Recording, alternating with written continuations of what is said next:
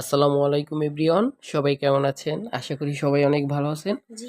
আজকে আমরা একটা ইফতার পার্টির আয়োজন করেছি বাকেরগঞ্জের বিএম কলেজ পড়ুয়া যত স্টুডেন্ট আছে সবাইকে নিয়ে। প্রথমেই আমরা কলেজ ক্যাম্পাসে এসে পড়েছি। আসার পরে আমরা এই জায়গায় জায়গা ঠিক করছিলাম। এদিকে আবার বন্ধু মোফাজ্জেল আর বড় ভাই আহ, তারা ইফতারি নিয়ে আসছে।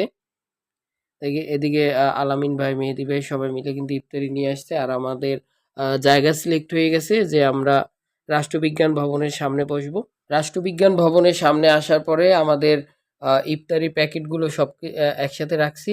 রাখার পরে আলামিন ভাই সব প্লেটগুলোকে খুলে দিয়েছে। এখানে আবার সাইফুল ভাই আর আমার বন্ধুরা সবাই মিলে কিন্তু বুটগুলোকে দিয়ে দিচ্ছে। কেউ বুট দিচ্ছে, কেউ পেঁয়াজু, বেগুনি, একেকজন একেকটা দিয়ে দিচ্ছে। তো হাতে, হাতে কাজ না করলে কিন্তু কোনো কাজই দ্রুত শেষ করা যায় না।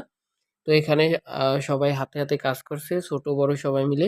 এদিকে আবার এক ভাই, সে আবার একটা পলিথিনের ভিতরে খেজুর ছিল, খেজুরের ভিতরে পানি দিয়ে খেজুরটাকে ধুয়ে নিচ্ছে। আমাদের ইফতারি কিন্তু প্রায় বাড়া হয়ে গেছে। তো এখানে আমাদের বড়ই ছিল, বড়ইটাকে ধুয়ে নিতে হবে। সেজন্য পলিথিনের ভিতরে পানি ঢেলে তারপর বড়ইটাকে ধুয়ে মেহেদি ভাই সার্ভ করে দিচ্ছে। আমি ভিডিও করা নিয়ে ব্যস্ত ছিলাম, এই জন্য আর কাজে হাত দিতে পারিনি। বাকি সবাই মিলে কিন্তু কাজগুলো করছে। তো এদিকে দেখেন সবাইকে কিন্তু ইফতারি সার্ভ করে দিছে। সবাই কিন্তু একসাথে গোল হয়ে ঘাসের উপরে বসে ইফতারি করার জন্য রেডি হয়ে আছে।